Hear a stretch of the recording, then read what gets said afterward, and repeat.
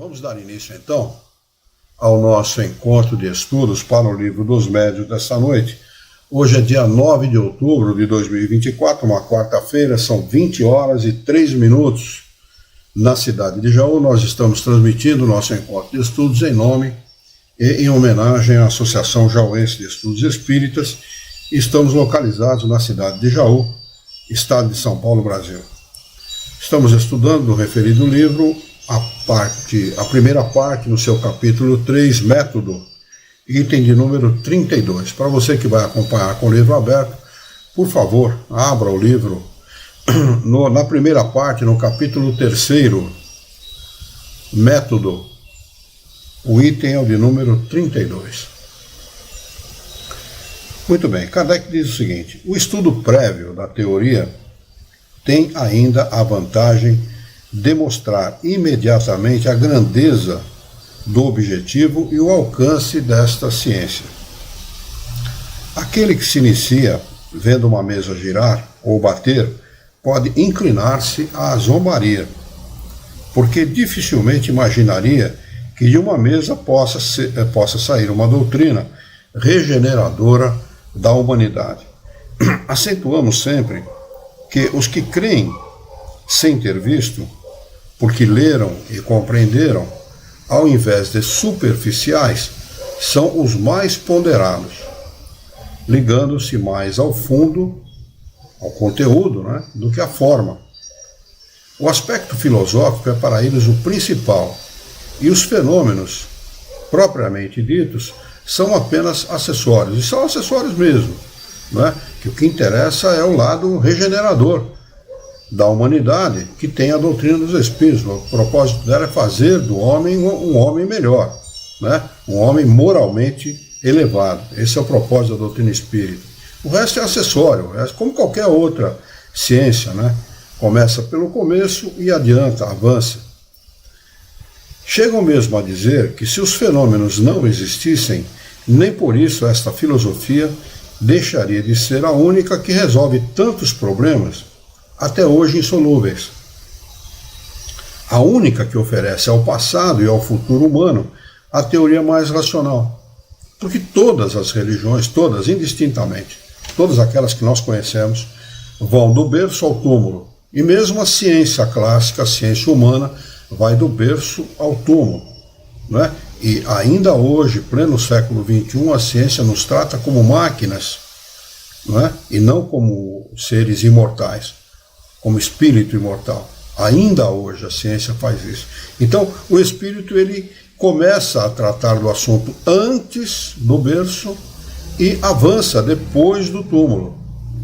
É o único que responde racionalmente a essas questões. Racionalmente. Eu tinha um programa de rádio numa FM aqui em Jaú, o nome do programa era Kardec Explica.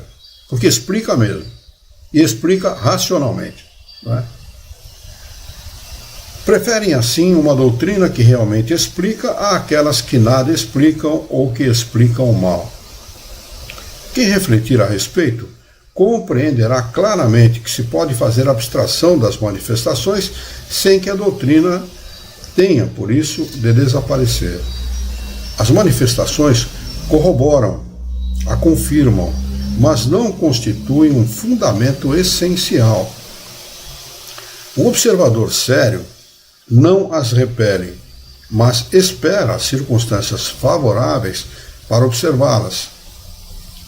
A prova disso é que antes de ouvirem falar das manifestações, muitas pessoas tiveram a intuição dessa doutrina, que veio apenas corporificar num conjunto as suas ideias. Aliás, não seria certo dizer que os que começam pela teoria faltem as observações práticas. Eles a possuem, pelo contrário, e certamente mais valiosas aos seus próprios olhos que as produzidas nas experiências. São os fatos numerosos de manifestações espontâneas. Aliás, nós participamos dessas manifestações espontâneas diuturnamente, todos os momentos, basta observar.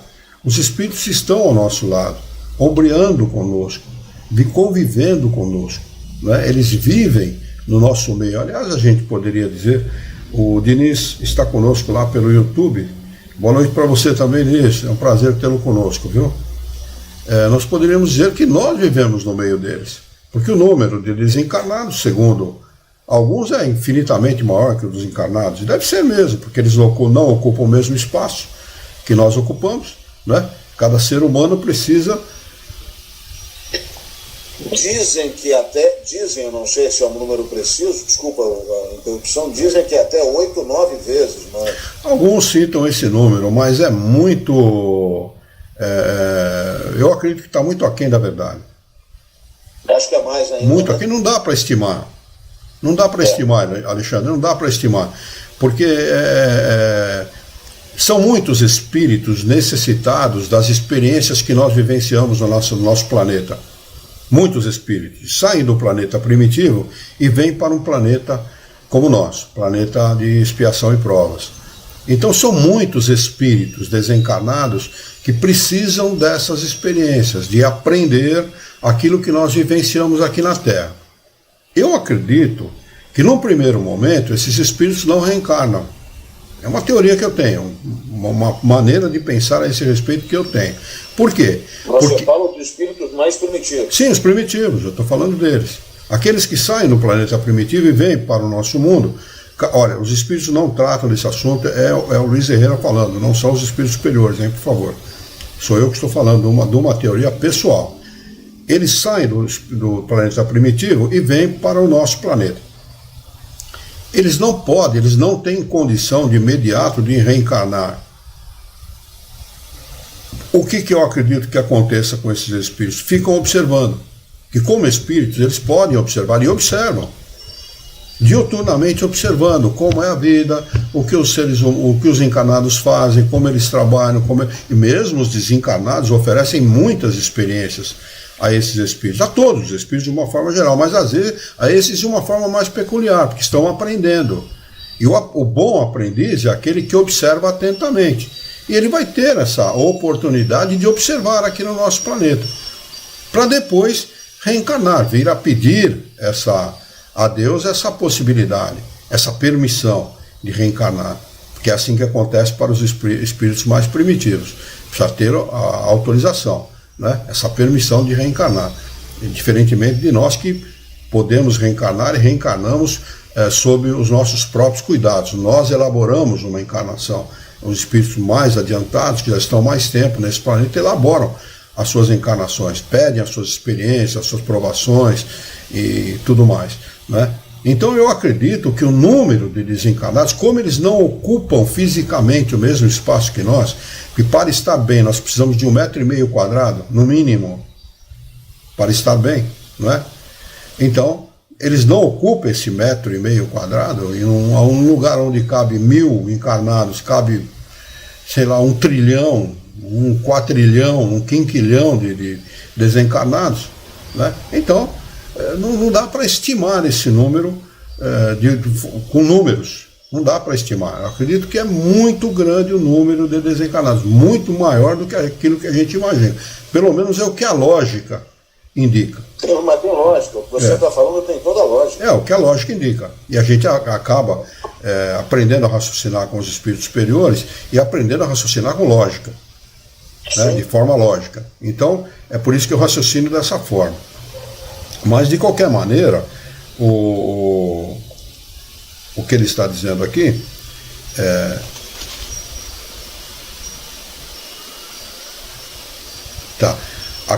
ele diz, aliás, não seria certo dizer que, aos que começam pela teoria, faltem as observações práticas. É muito importante a gente observar isso, porque realmente observações práticas, elas existem diuturnamente, porque esses espíritos estão no meio de nós. Como eles estão observando, eles procuram chamar a atenção de alguma maneira. Volta e meia a gente tem um espírito chamando a atenção da gente. Hoje mesmo a gente estava tomando café de manhã, eu e Yara conversando, como a gente sempre faz, e um barulho lá que a gente não sabia o porquê desse barulho, né? Certamente algum desencarnado que estava ali participando da conversa de alguma forma, né, chamou a atenção por alguma razão. Eles não podem se manifestar diretamente, né, indiretamente eles procuram chamar a atenção. Isto acontece dioturnamente, basta que a gente lide com o assunto, né, e passe a observar. Né? Então, essas observações práticas, como Kardec diz aqui, isso não é uma utopia de Kardec, não. É uma realidade. Né? Eles as possuem, diz ele, pelo contrário, e certamente mais valiosas aos seus olhos que as produzidas nas experiências. São os fatos numerosos de manifestações espontâneas, de que trataremos nos capítulos seguintes. São poucas as pessoas que não as conhecem, ao menos por ouvir dizer, e muitas as que as obtiveram sem prestar-lhes a devida atenção. Não lidam com o assunto, não prestam atenção e atribuem essas manifestações a tudo, menos aos espíritos. Agora, quando a gente já lida com o assunto, a gente começa a fazer as associações, né? E essas associações, para o observador inteligente, é necessário a gente fazer, né? Necessário você fazer essas observações e aprender com eles também, porque existe uma interação, né? Uma interinfluência entre encarnados e desencarnados. Nós os ensinamos e aprendemos com eles, e eles nos ensinam e aprendem conosco. Essa interinfluência é uma coisa corriqueira entre encarnados e desencarnados. A gente imagina que não, né? O menos observador, o menos inteirado do assunto, imagina que não. Mas a gente, como dizem os espíritos superiores a Kardec, muitas vezes são eles que vos dirigem. Kardec, quando pergunta sobre a influência dos espíritos, são eles que nos influenciam diuturnamente e tal, lá no livro dos espíritos, olha, muitas vezes são eles que vos dirigem. A gente imagina que não, né? Não, eu tenho autonomia, eu tenho minha opinião própria, ninguém manda em mim e tal, porque você está sendo conduzido por um bom ou por um mau espírito, segundo aquilo que você está pensando em fazer. Né? E os desconhecedores do tema, né, os ignorantes por desconhecimento, atribuem o que nós sabemos que são as manifestações espontâneas, atribuem isso ao sobrenatural, né, Luiz? Sim, exatamente. Né? O que é uma pena, porque perde uma oportunidade valiosíssima. Né? Se os fenômenos provocados não existissem, nem por isso os espontâneos deixariam de existir. E aí que está o grande problema. Né? Se os provocados eles não existissem, os espontâneos não deixam de existir nunca, porque eles sempre vão acontecer, de uma maneira ou de outra, por uma razão ou por outra.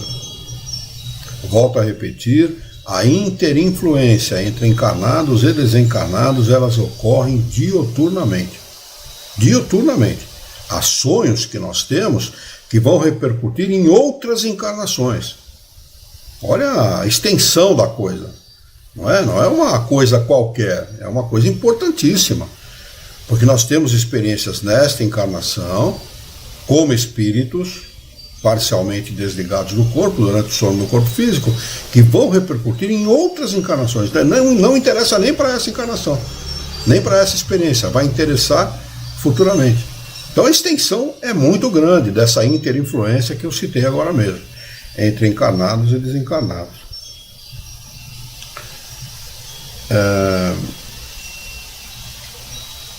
E se o Espiritismo só servisse para dar uma explicação racional, isso já seria bastante.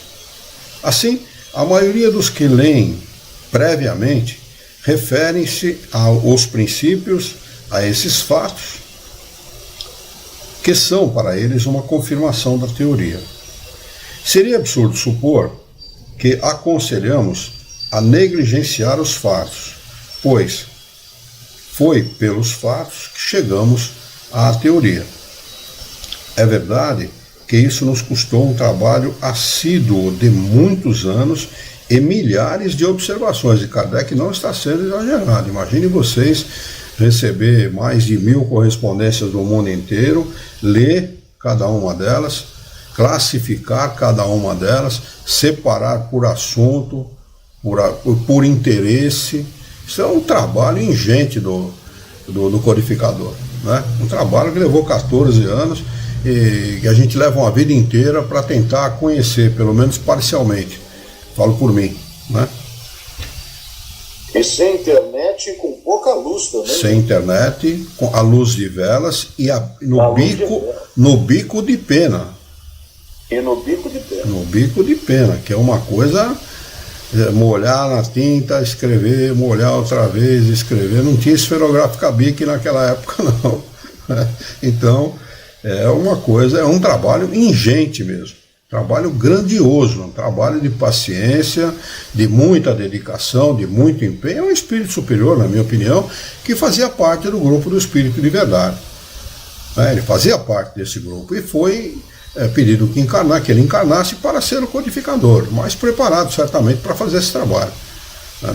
A gente conhecendo a obra de Kardec, com a profundidade necessária, a gente chega a essa conclusão. E não vai aqui nenhum elogio, não estou rasgando cedo a favor de Kardec, não. É realmente constatando o valor do seu trabalho, no grandioso trabalho do codificador, que ao pé do seu túmulo foi chamado de o bom senso encarnado por Camille Flammarion. O bom senso encarnado. E realmente era o bom senso encarnado mesmo.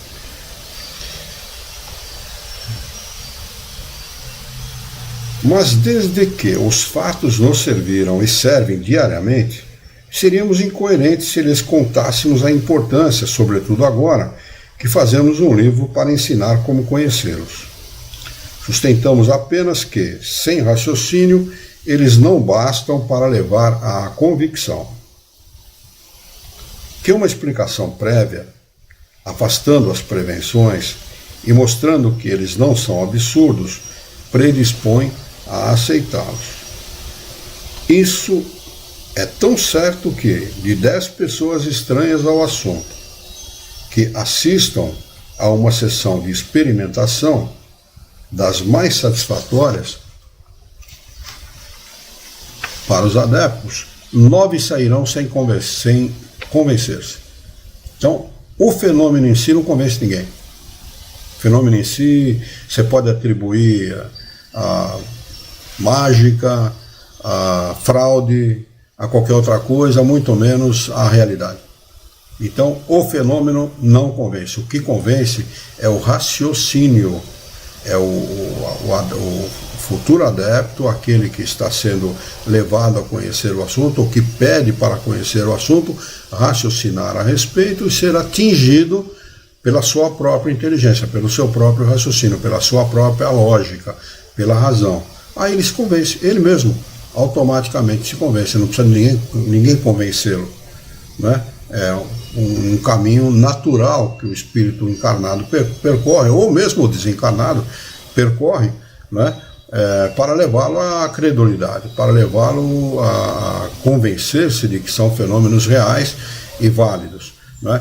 Eu já tive oportunidade de entrevistar desencarnados que foram espíritas ao longo da sua encarnação, foram conhecidos meus, convivi com eles em centro espírita, e depois manifestarem-se na Associação Joense de Estudos Espíritas e disseram assim: a gente nunca estudou espiritismo desse jeito. Olha que interessante, né? Então, uma coisa é você conhecer as bases da doutrina espírita, né? Ou as leis que regem, por exemplo, a reencarnação, né? E convencer-se de que a reencarnação é um fato. Porque muita gente é convencida de que a reencarnação é um fato. Mas discutir este assunto, como discute a doutrina espírita, com a profundidade que a doutrina espírita discute, só a doutrina espírita. São 70, o último número que eu pesquisei, são 77 religiões reencarnacionistas. Na Índia, por exemplo, não se discute reencarnação. É um fato. Simplesmente eles adotam como um fato, ponto final. O judeu, dentro do judaísmo, a reencarnação ou a sobrevivência da alma é um fato perene, ponto. Não se discute. Só o Espiritismo discute estas leis naturais com a profundidade necessária. E isto é muito necessário. É necessário para o homem convencer-se, não só convencer-se, mas passar a agir de conformidade com essas leis para que no futuro a sociedade, de uma forma geral, se integre nessa ideia, né, e o mundo seja mudado.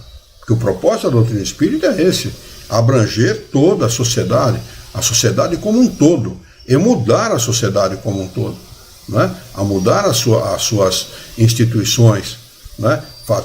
Fazendo do homem, de um homem egoísta, um homem solidário, que é isso que está faltando no nosso mundo. O que ainda vigora no nosso mundo, o que vige no nosso mundo, é o egoísmo. E é em função do egoísmo que nós temos os problemas que nós temos. É só em função disso, nada mais. Cada um é egoísta e defende particularmente os seus interesses, em detrimento dos outros. Se o cara está passando fome, se ele tem problema, está dormindo na rua, se ele está doido, é problema dele. Não é meu, eu faço a minha parte, eu cuido dos meus interesses. Né? Então esse é o grande problema, a grande chaga da humanidade, como dizem os espíritos superiores. Né? Então o que interessa para a doutrina espírita não é fazer um adepto, é fazer a humanidade raciocinar a respeito dessa realidade, não do espiritismo em si, mas da realidade estudada pela doutrina espírita, né, que um dia vai permear a sociedade como um todo e fazer com que o homem raciocine e haja de conformidade com as leis naturais, que é isso que interessa.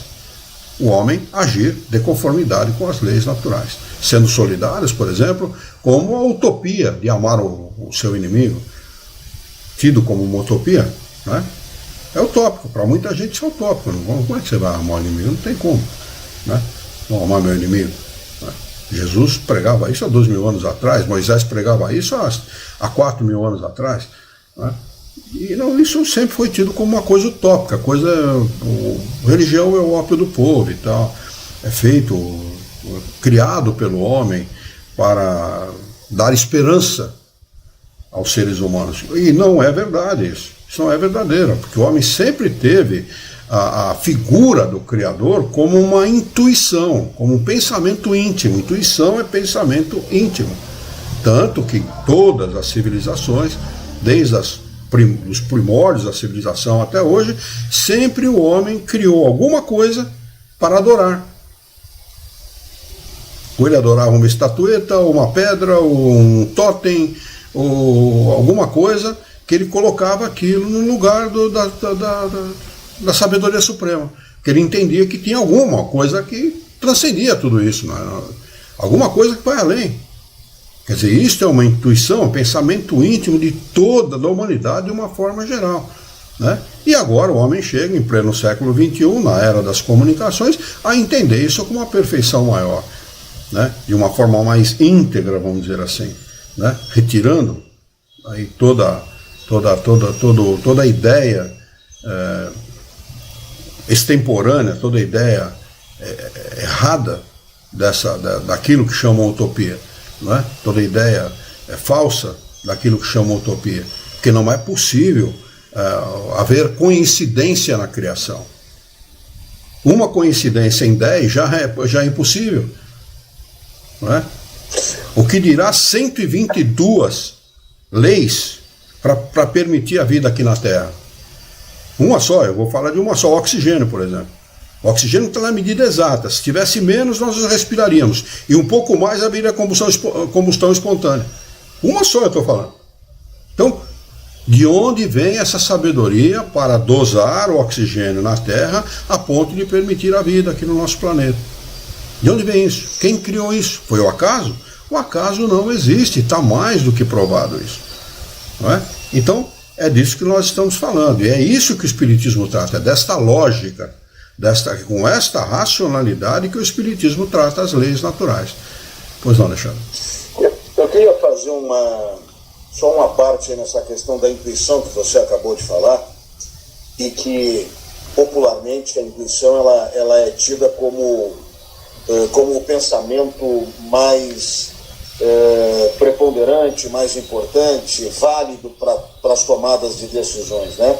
Ou seja, a intuição, aquilo que vem de dentro da gente.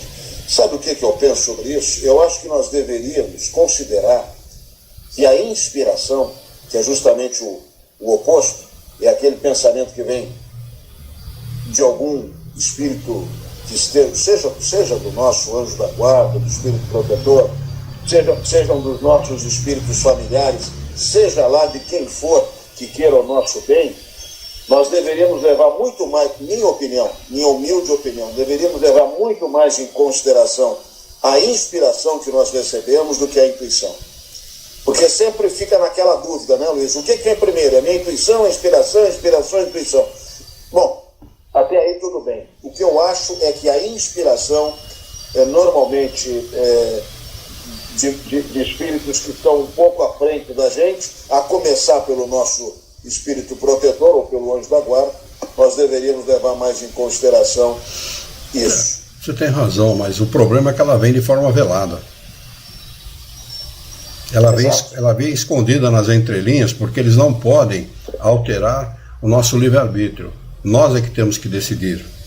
Lembra a figura do pica-pau no desenho? Tem um pica-pau com chifrinho e tem um pica-pau com asinha. Aí o do chifrinho dá uma má ideia pro pica-pau. E o da asinha dá uma boa ideia. É assim que acontece, entendeu? Nós recebemos boas e más inspirações. Porque quem tem que decidir em última instância somos nós. Eles não podem interferir no nosso livre-arbítrio. Há meios através dos quais nós conseguimos distinguir as boas e as más inspirações, que seria educando o nosso pensamento, não é? E através da prece, humildemente, fervorosamente, pedir as boas inspirações. Mas quem faz isso? A maioria não faz. A maioria não faz. E se as pessoas se dessem conta ou percebessem que a má inspiração só pode vir de espíritos ruins, elas também não seguiriam as más inspirações. Como dizia Jesus, más árvores não dão bons frutos, né? Jesus falava isso há 2000 anos atrás, lá na beira do lago de Genezaré, no mar da Galileia e tal. Um judeuzinho que nasceu carpinteiro, que autoridade tem aquele cara para falar alguma coisa? É assim que é considerado até hoje, viu, pela maioria.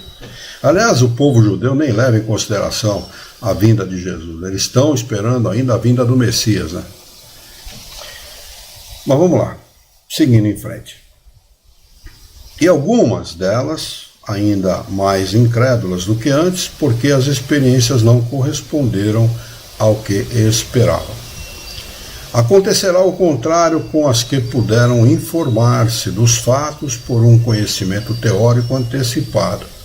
Para estas, esse conhecimento servirá de controle e nada as surpreenderá, nem mesmo o insucesso, pois saberão em que condições os fatos se produzem e que não se lhes deve pedir o que eles não podem dar. A compreensão prévia dos fatos torna-as capazes de perceber todas as dificuldades. São muitas. Para que os espíritos possam se manifestar, as dificuldades são muitas, e muitas mesmo. Eles não podem se manifestar à vontade, não. Mas também de captar uma infinidade de pormenores, de nuances, quase sempre muito sutis, que serão para elas elementos de convicção, que escapam ao observador ignorante.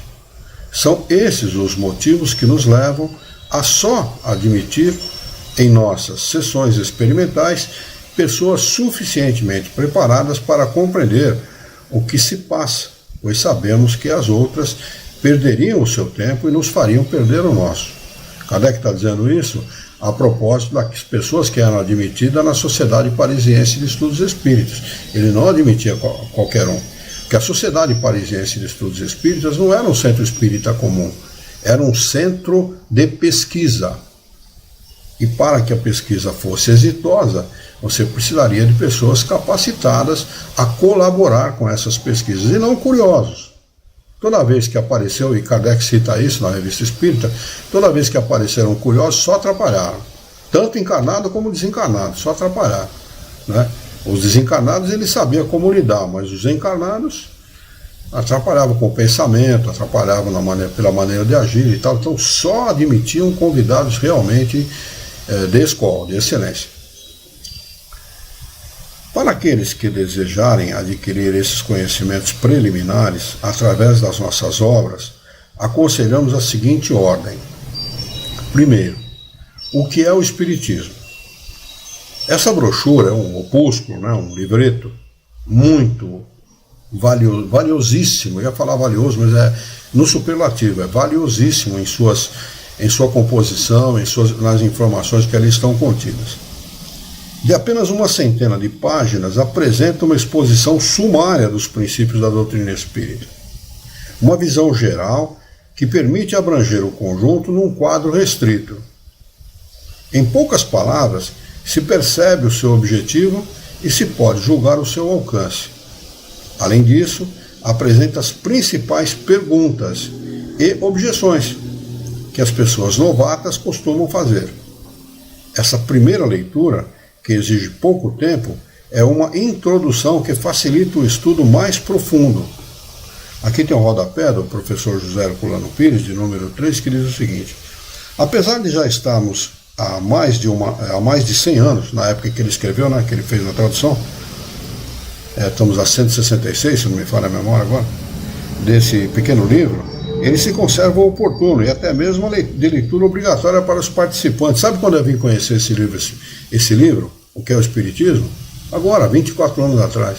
Eu estou há mais de 50 anos da doutrina, porque ninguém divulga isso no Centro Espírita. Kardec é um ilustre desconhecido dentro da doutrina espírita, é impressionante. E um livro fundamental para o iniciante, para aquele que está começando. Tanto que nós adotávamos isso como o curso de iniciantes na Associação Jauense de Estudos Espíritas. O livro que a gente adotava era exatamente esse, para iniciar-se no conhecimento espírita. E podemos acrescentar que mesmo os adeptos mais experimentados deveriam relê-lo de vez em quando. Sempre, né? Bom, reler os livros de Kardec é básico, é necessário, é fundamental para que você não esqueça das informações ali contidas. Segundo, o Livro dos Espíritos contém a doutrina completa, ditada pelos Espíritos, com toda a sua filosofia e todas as suas consequências morais. É o destino do homem desvelado. A iniciação ao conhecimento da natureza dos espíritos e os mistérios da vida de além-túmulo. Lendo-o, compreende-se que o espiritismo tem um objetivo sério e não é um passatempo frívolo.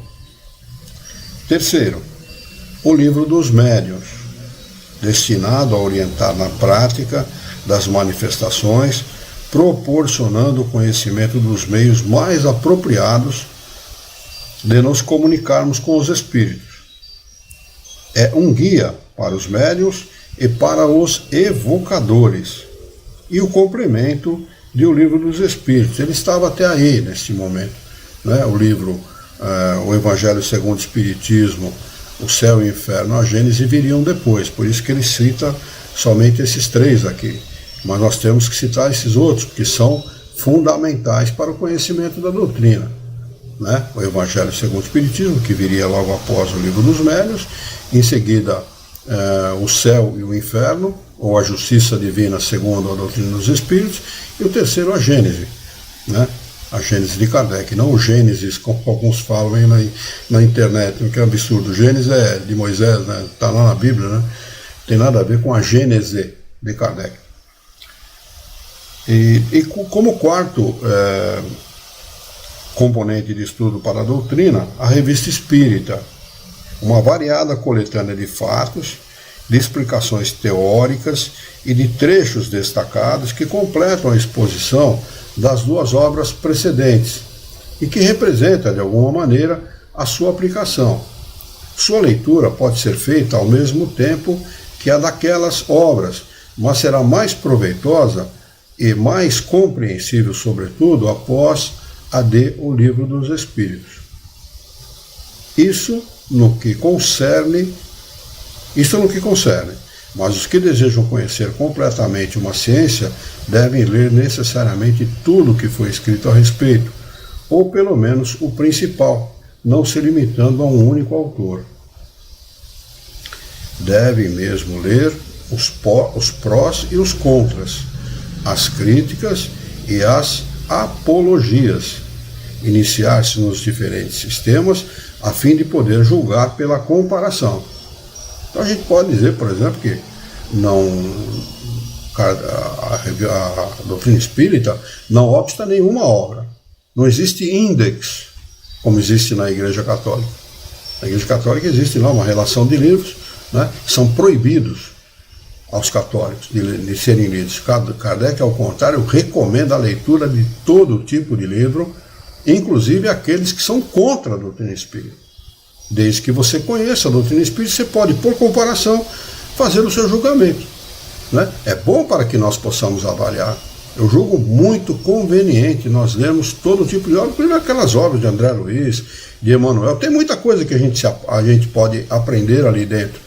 Tem muita coisa que a gente pode aprender. São romances como romance extraordinário. Há 2000 anos, 50 anos depois, Paulo Estevão, Renúncia, bom, tem uma série, infinidade deles que eu li todos eles, né? Extraordinários, excelentes, né? Mexe com a nossa emoção, com o nosso lado emocional, extraordinários, né? Fabulosos, como obras espíritas, romance espírita, né? Então é recomendado que se leia, que se tenha conhecimento, sim, é preciso ter esse conhecimento, para por comparação nós podemos julgar, né? Como é a recomendação do próprio codificador. Neste particular, não indicamos nem criticamos nenhuma obra, pois não queremos influir em nada na opinião que se possa formar. Levando nossa pedra ao edifício, tomamos apenas o nosso lugar. Não nos cabe ser ao mesmo tempo juiz e parte, e não temos a pretensão ridícula de ser o único a dispensar a luz. Cabe ao leitor separar o bom do mal, o verdadeiro do falso. Discernimento é o que você ganha estudando a doutrina espírita, né? A obra dos espíritos. Você ganha discernimento. E você passa a ser o seu próprio juiz em relação a tudo, não somente aquilo que você lê, mas a vida como um todo, né? Aqui tem uma nota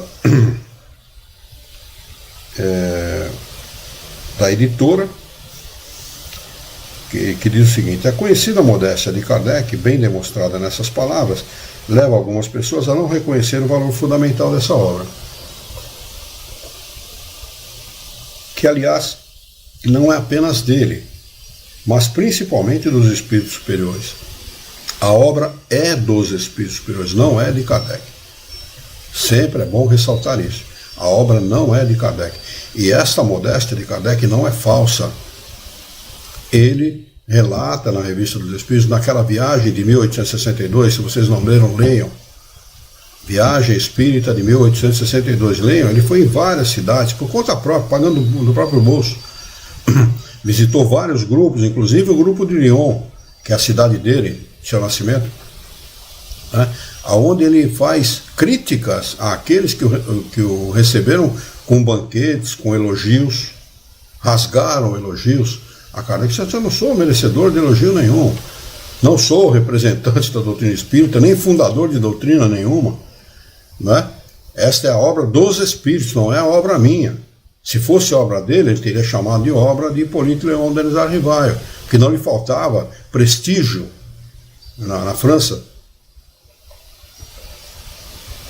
para que ele pudesse expor a obra, assinar a obra com seu nome e expô-la a toda a sociedade francesa, e ela ia atingir um número muito maior de pessoas, diga-se de passagem, né? Mas Kardec reconhecia que a obra não era dele, era ditada pelos espíritos, e ele não podia, por uma questão de sinceridade, né, de honestidade, assinar com o nome de batismo, né? E assinou a obra como Allan Kardec, para que só tivesse projeção o ensinamento dos espíritos, não a sua opinião pessoal, que ele não dá em nenhum momento a opinião pessoal dele a respeito das coisas. Ele sempre reserva o julgamento às pessoas, a terceiros, nunca a ele, né? E a editora segue dizendo o seguinte: essa atitude, entretanto, reforça ainda mais a sua posição de codificador, pois os verdadeiros missionários não se arrogam superioridade. E os verdadeiros mestres querem, antes de mais nada, o desenvolvimento da compreensão, pois própria e da capacidade de discernimento do discípulo. Aliás, essa primeira nossa aqui é do professor José Herculano Pires, depois vem a nossa da editora. Agora a nossa editora. Cabe aqui acrescentar os demais livros da codificação, ou seja, o Evangelho segundo o Espiritismo, o Céu e o Inferno, a Justiça Divina segundo o Espiritismo, e a Gênesis, os Milagres e as Expedições segundo o Espiritismo, e obras póstumas. Obras póstumas não faz parte da codificação, viu? Tá bem? Obras póstumas é uma obra escrita 21 anos depois do desencarne de Kardec, tá bem? E é um compêndio das suas anotações. Tá? Não que ali não tenha coisas altamente instrutivas, não, né? Pelo contrário, há uma frase dele que é lapidar, né? Que ele estava fazendo ali, na minha opinião, uma espécie de profecia, né? Ele diz assim: o Espiritismo contém princípios que, sendo fundados em leis naturais e não em abstrações metafísicas, tendem a ser e um dia serão verdade para a humanidade, adotado pela maioria dos homens. Esta está lá na Projeto 1868, se eu não me engano, está lá na Gênesis, essa frase. O Espiritismo contém princípios que são fundados sobre leis naturais e não sobre abstrações metafísicas, e tendem a ser e serão adotados pela maioria dos homens. Né? Isso é uma frase que está lá em obras póstumas, não faz parte da codificação, mas está lá. E é, na minha opinião, uma espécie de profecia, que realmente tendem a ser mesmo, serão adotados pela maioria dos homens.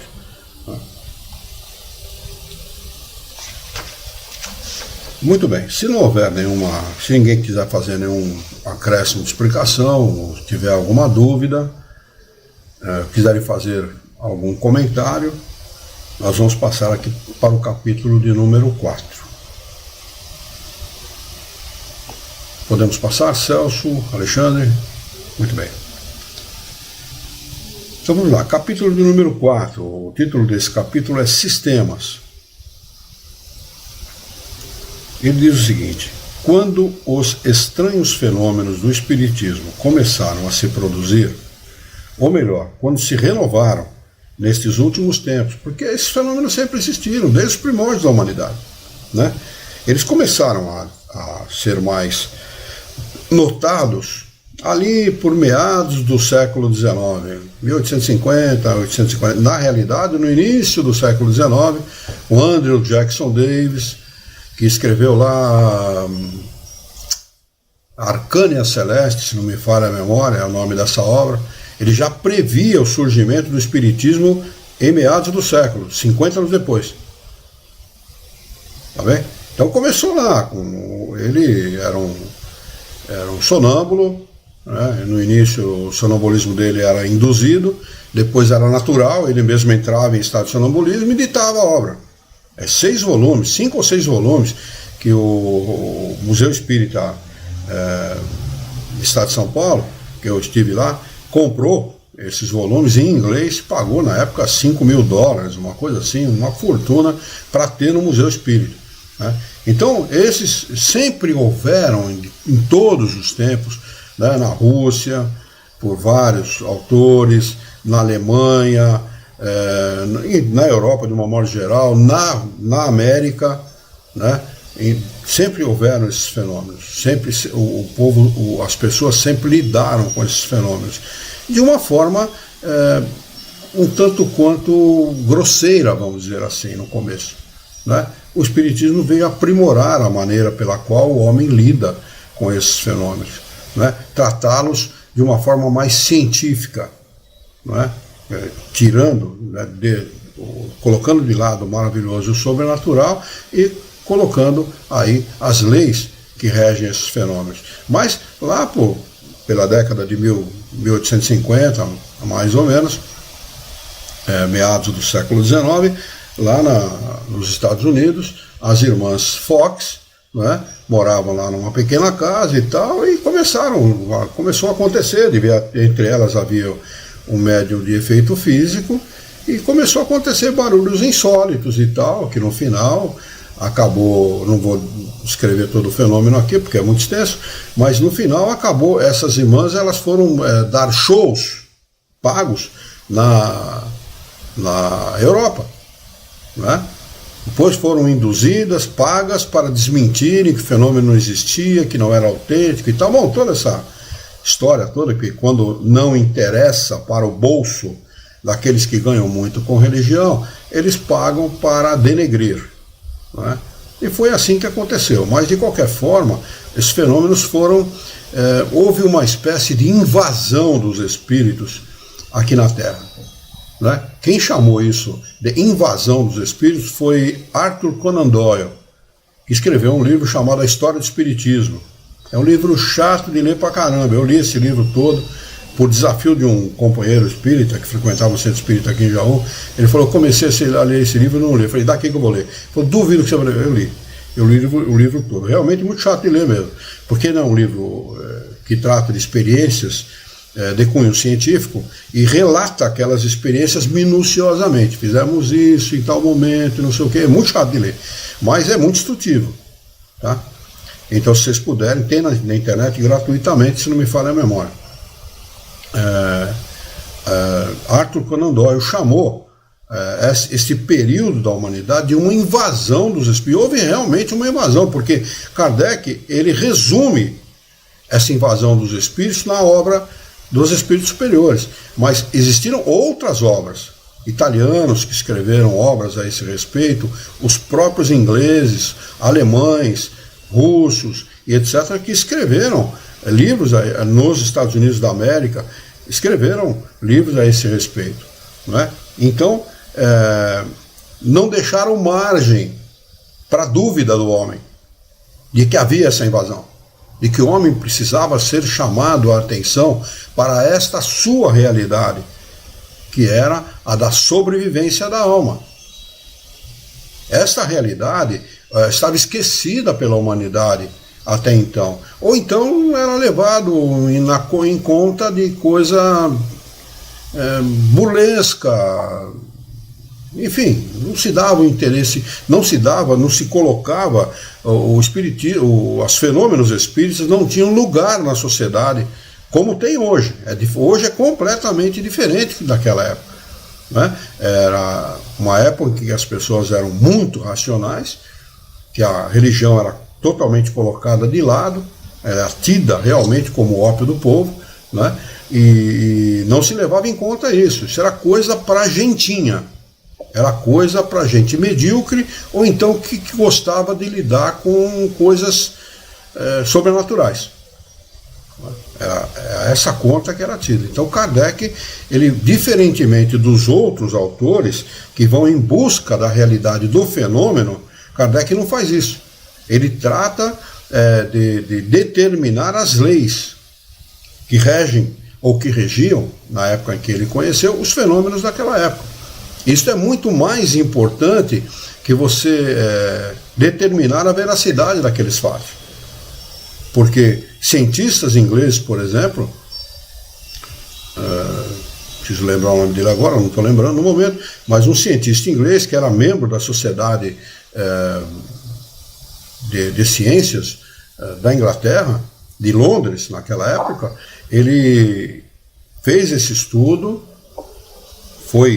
os seus pares diziam o seguinte: ele vai desvendar isso, ele vai tratar de desmentir esses fenômenos, com certeza, ele vai desmentir, porque ele é um cara sério, ele era presidente da Sociedade Real de Ciências de Londres, não é? Ele vai desmentir, e no entanto, depois de fazer essa pesquisa, ele faz uma declaração entre seus pais dizendo o seguinte: o fenômeno é real. Foi escorraçado, simplesmente ele foi tido como um visionário, foi escorraçado no meio, não é? Então, determinar a realidade dos fatos não significa fazer adeptos. Kardec tem toda a razão nisso que ele está expondo aqui, toda a razão. O que atinge o homem é o raciocínio, a racionalidade daquilo que é ensinado pelos espíritos superiores, apenas isso. Os fatos em si são apenas acessórios. É mais ou menos, eu comparo isso mais ou menos a você retirar a buzina do carro. Você tem um carro, o carro tem a buzina. A buzina é um acessório de segurança. Mas se você retirar a buzina, para o carro não faz a menor diferença. Você pode dar sinal de luz, você pode botar a cabeça para fora e gritar, Você pode fazer um monte de coisa. Ele vai ser apenas um acessório. Um acessório que não muda a realidade do carro. Ele vai continuar andando do mesmo jeito, sem o menor problema. É assim que eu vejo os fenômenos espíritas em relação à própria doutrina. A doutrina em si, a teoria, ela atinge pelo pensamento, pelo raciocínio e pela lógica muito mais o homem que o próprio fenômeno. Não é? Seria o Robert Hooke? William Crookes. William Crookes. William Crookes. Obrigado por lembrar o sobrenome, porque eu não lembrava do sobrenome. William Crookes. William Crookes que fez, ele é o descobridor dos raios catódicos. Nós temos o raio-x. Lá da Royal Society de Londres, isso, né? Real Sociedade de Ciências de Londres. Eu pesquisei aqui na internet agora para te auxiliar. O Dr. Google não falha, né? O William Crookes, ele tinha uma médium à sua disposição, né?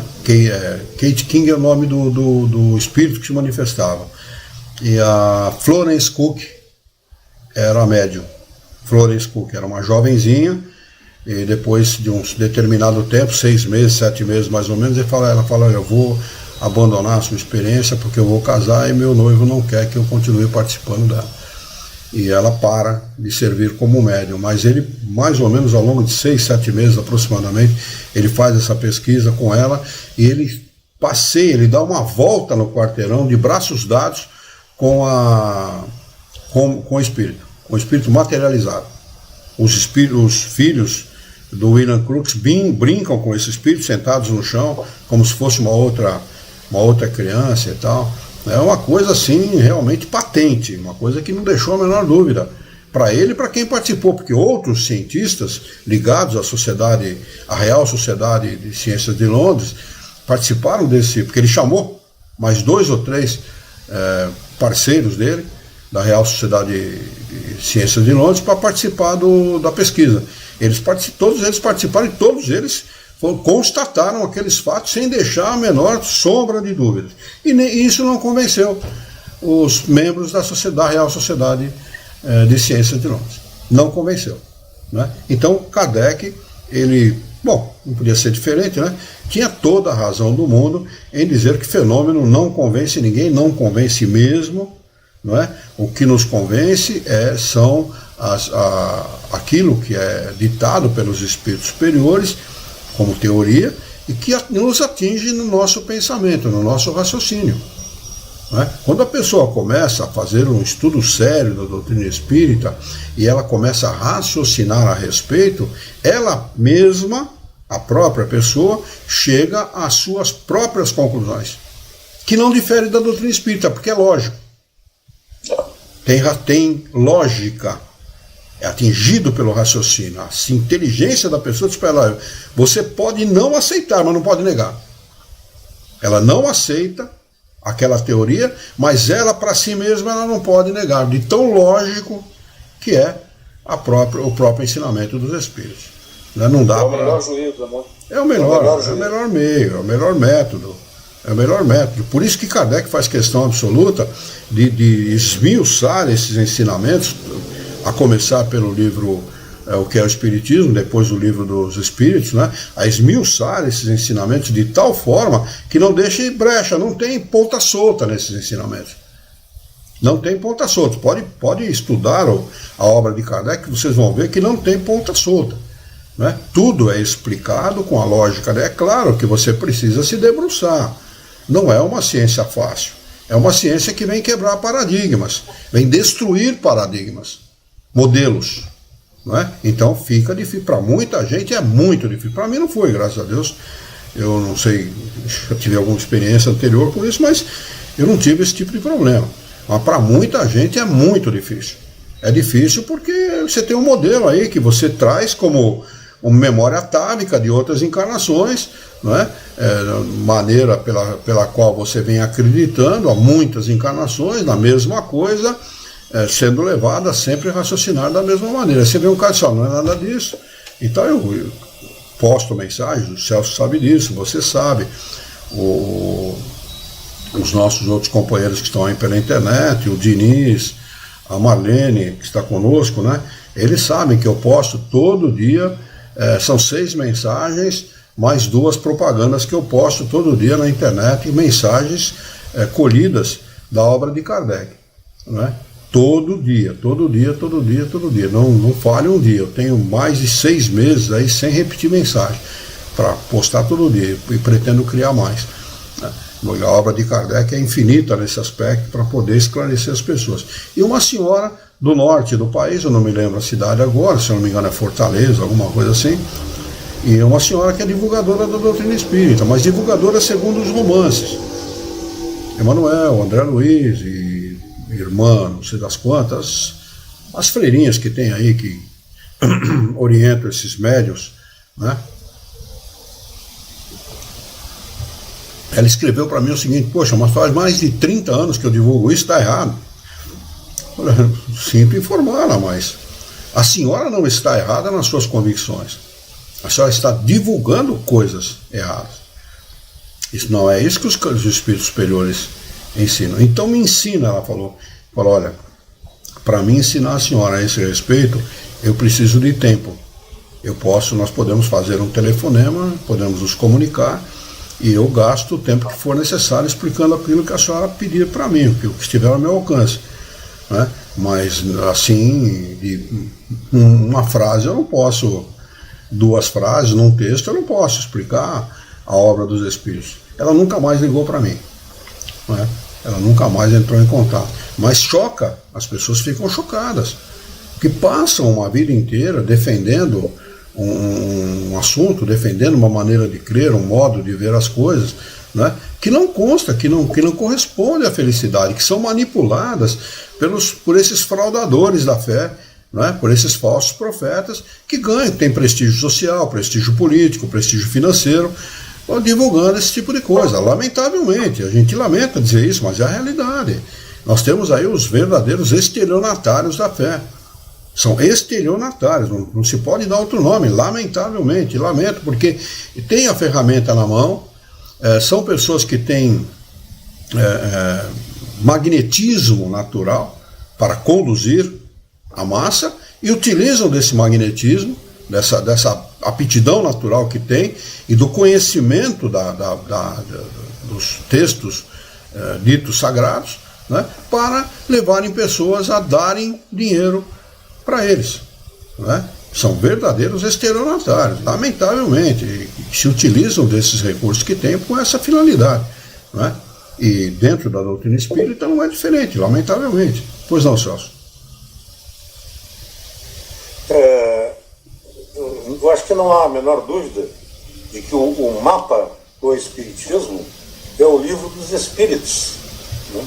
Então fica muito difícil, eu acredito que fique difícil, até por experiências próprias, conversar com pessoas sobre espiritismo que não tenham, pelo menos, dado uma passeada no livro dos Espíritos, né? Fica muito difícil. Mesmo conversando, mesmo a gente tentando explicar, fica difícil, né? O cara tem que ler o livro, ele tem que ler, senão ele não tem condições, não tem base para entender o que é espiritismo, o que é o fenômeno espírita, o que é filosofia espírita, né? Sempre me lembro de uma passagem lembrada pelo Divaldo, quando ele diz que, quando ele estava começando, né, os primeiros passos dele no espiritismo, todo mundo conhece, muito conhecido essa história. Então, os primeiros contatos dele com a sua benfeitora espiritual, a Joana de Ângeles, né? Aí a Joana disse a eles: não, leia o livro dos Espíritos, né? E aí depois nós vamos conversar. Aí ele leu, ele achou muito chato, né? Era bem jovem ainda, né? Garotão. Aí ele leu o livro dos Espíritos. Aí, conversando com a Joana, ele disse: olha, eu já li o livro. Aí a Joana disse assim: ótimo, agora leia de novo. Não disse: pô, mas eu já li. Não, leia de novo. Leia mais uma vez. Aí ele leu uma segunda vez, muito contrariado. Quando ele terminou de ler, falou para a Joana: olha, eu já li, né? Está lido. Então leia mais uma vez. Pô, mas tá de gozação comigo, pô? Eu já li 2 vezes. Não, leia mais uma vez. E assim, foi um número grande de vezes em que ela mandou ler o Livro dos Espíritos.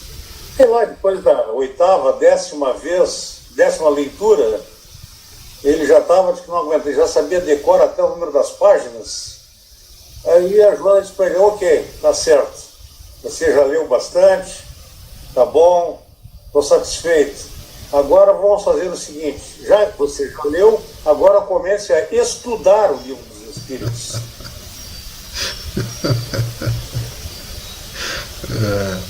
Você me faz lembrar, Celso, uma passagem que o seu Milton Felipe me contou.